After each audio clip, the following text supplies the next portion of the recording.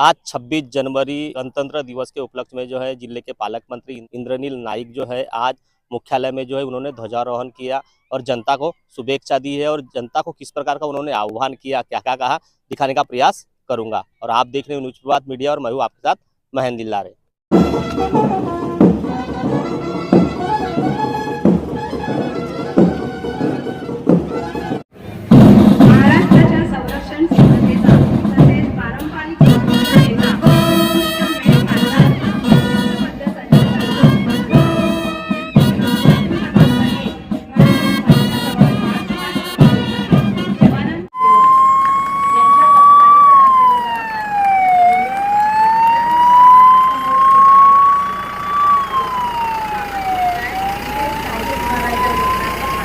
आम्ही गोंदिया जिल्हावासी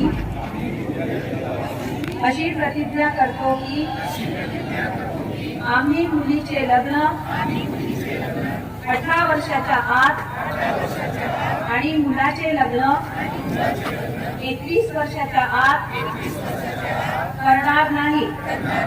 आम्ही बालविवाहाच्या कोणत्याही कार्यात सहभागी होणार नाही। तसेच बालविवाहास प्रत्यक्ष अप्रत्यक्ष मदत करणार नाही।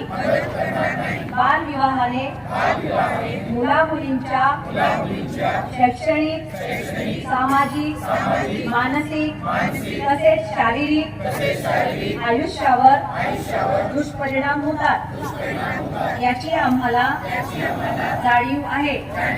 बालविवाह हा कायदेशीर गुन्हा असून त्यासाठी तुरुंगवासाच्या शिक्षेची तरतूद आहे, हे आम्हाला माहित आहे। बालविवाहाची माहिती मिळाल्यास आम्ही चाइल्ड हेल्पलाइन 1098 या क्रमांकावर ताबडतोब संपर्क करू आणि प्रशासनास सहकार्य करू। आम्ही आमच्या मित्रात, नातेवाईकात, गावात बालविवाह होणार नाही याची दक्षता घेऊ। सर्वांचा एकच नारा, बालविवाह मुक्त गोंदिया जिल्हा सारा। जय हिंद। प्रथमतः आज 77वा प्रजासत्ताक दिन या दिनानिमित्त पूर्ण देशवासीय आणि गोंदिया जिल्ह्यातील सर्व नागरिकांना मी खूप खूप शुभेच्छा देतो। आपल्या देशाला घटना दिली ती घटनेचे शिल्पकार डॉक्टर बाबासाहेब आंबेडकर यांना मानवंदना करतो। आज आपला 77वा प्रजासत्ताक दिन आहे। प्रजासत्ताक दिनाच्या मुख्य समारंभाला उपस्थित सर्व स्वतंत्र सेनानी, ज्येष्ठ नागरिक, लोकप्रतिनिधी, अधिकारी, कर्मचारी, पत्रकार, विद्यार्थी व सर्व बंधू भगिनींनो तसेच माझे सर्व युवा मित्रांनो, आपल्याला सर्वांना प्रजासत्ताक दिनाच्या हार्दिक शुभेच्छा।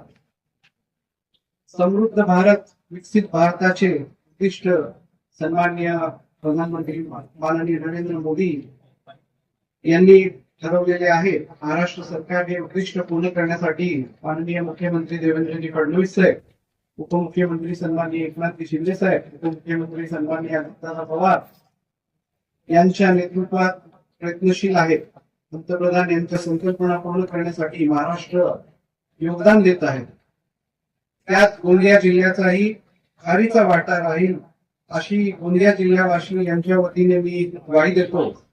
नवीन वर्षाचा हा पहिला महिना आहे। माझ्या जिल्ह्यातील नागरिकांना नवीन वर्षाच्या हार्दिक शुभेच्छा। नवीन वर्षात नव्या दमाने, नव्या उत्साहाने, नव्या ऊर्जेने आपण आपल्या व्यक्तिगत तसेच सामूहिक विकास करण्यासाठी आपण इथे संकल्प करूया। जिल्ह्यात नुकत्याच नगरपालिका निवडणुका संपन्न झाल्या आहेत। या निवडणुकीत निवडून आलेले लोकप्रतिनिधी तसेच सर्व मतदान करणारे बंधू भगिनींनो, आपल्या सर्वांना मंचावरून शुभेच्छा देतो। तसेच काल आपल्या भारतात पद्म पुरस्कार जाहीर झालेले आहेत। महाराष्ट्रासह पूर्ण भारतातील सर्व विजेत्यांना पण आपण इथे शुभेच्छा देतो। आज आपला जिल्हा हा धानाचा जिल्हा म्हणून ओळख वर्ष 2024-25 मध्ये आपल्या जिल्ह्यात धानाचे विक्रमी उत्पादन झालेले होते. यावर्षी म्हणजेच 2025-26 मध्ये प्रत्यक्षात 188 धान खरेदी केंद्रामार्फत 1,28,606 शेतकऱ्यांना शासनाच्या पोर्टलवर ऑनलाईन नोंदणी केलेला आहे. तसेच 31 डिसेंबर 2025 अखेरपर्यंत 51,959 शेतकऱ्यांकडून 17,68,333.22 क्विंटल धानाची खरेदी करण्यात आलेली आहे. शेतकऱ्यांच्या चुकाराची रक्कम शासनाकडे प्राप्त करण्याकरिता आपण इथे पाठपुरावा करतोय आणि तेही मला विश्वास आहे की पुढच्या काही दिवसात आपल्याला मिळेल.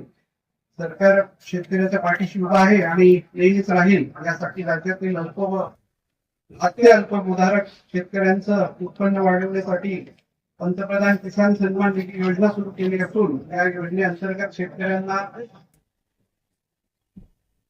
प्रतिवर्षी 6,000 रुपये 3 टप्प्यात प्राप्त होत असताना या योजनेचा 21वा हप्ता हा 19 नोव्हेंबर 2025 रोजी माननीय प्रधानमंत्री यांच्या हस्ते जिल्ह्यातील 2,12,773 शेतकरी लाभार्थ्यांना थेट खात्यात पोहोचलेले आहेत. यासह प्रधानमंत्री किसान सन्मान निधी योजना धर्तीवरचा राज्याकडूनही नमो शेतकरी आत्मा महा सन्मान निधी दिला जातो. या योजनेचा 7वा हप्त्याचं लाभाचे वितरण 9 सप्टेंबर 2025 रोजी करण्यात आलेलं आहे. शेतकऱ्यांना होणाऱ्या अपघाताबाबत राज्य शासनाचं संवेदनशील असून याकरिता स्वर्गीय गोपीनाथ मुंडे शेतकरी अपघात सुरक्षा योजना राबवण्यात येत आहे. या अंतर्गत या वर्षी आपल्या जिल्ह्यामध्ये एकूण 124 प्रस्ताव मंजूर झालेले आहेत. त्यापैकी 75 लाभार्थ्यांना शेतकऱ्यांना 1,50,00,000 रुपयांची अनुदानाची मदत करण्यात आलेली आहे. मला सांगताना आनंद होतो की गोंदिया जिल्ह्यात लघु आणि अन्न प्रक्रिया उद्योगांना चालना मिळावी यासाठी प्रधानमंत्री सूक्ष्म अन्न प्रक्रिया योजना जिल्ह्यामध्ये मोठ्या प्रमाणात राबवण्यात जात आहे.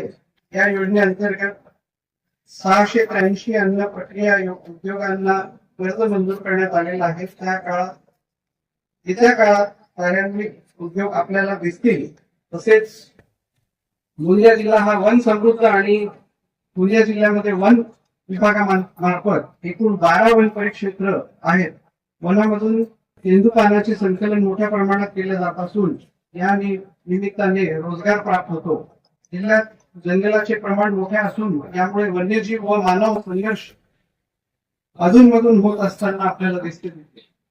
शासनाची बांधितांना आर्थिक मदतीचा हात दिला जातो. वन्यजीव व मानव संघर्ष टाळण्यासाठी योग्य ते पावले उचलण्याचं या ठिकाणी शासन व सरकार कटिबद्ध आहे.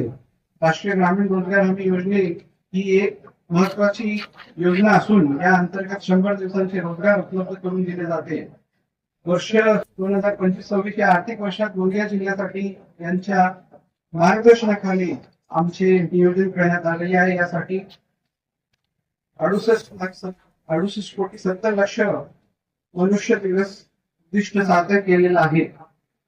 मी आपला अधिक समय न घेता आपला जिल्हा हा आदिवासी बहुल जिल्हा असून देवळी तालुक्यात एकात्मिक आदिवासी विकास प्रकल्प अंतर्गत आदिवासी बहुल भागांसाठी विशेष योजना राबवण्यात येत आहे. आदिवासी मुला मुलींसाठी वसतिगृह 7,288 मुले तर 7,245 मुली आहेत. मुलींची संख्या जवळपास बरोबरीची असल्यामुळे हा जिल्हा प्रगतीशील आहे आणि प्रगतीच्या पथावर आहे असा मी उल्लेख करतो.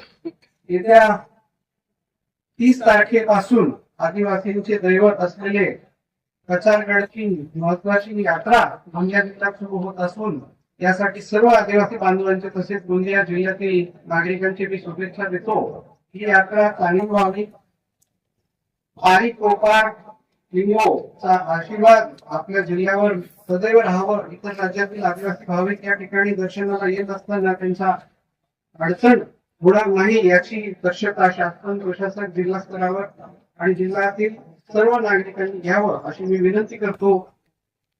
आपल्या भारत देशातील संविधान हा एक महत्वाचा घटक आणि संविधान आपल्याला देतो प्रशासन, संविधान देतो आपल्याला पोलीस प्रशासन आणि जिल्हा प्रशासन यांना आज खरं म्हणजे मानवंदना दिली पाहिजे की देश 77 वर्षापासून आपल्याला ते चांगल्या रीतीने इथे चालवतायत, आपल्याला सहकार्य करतायत.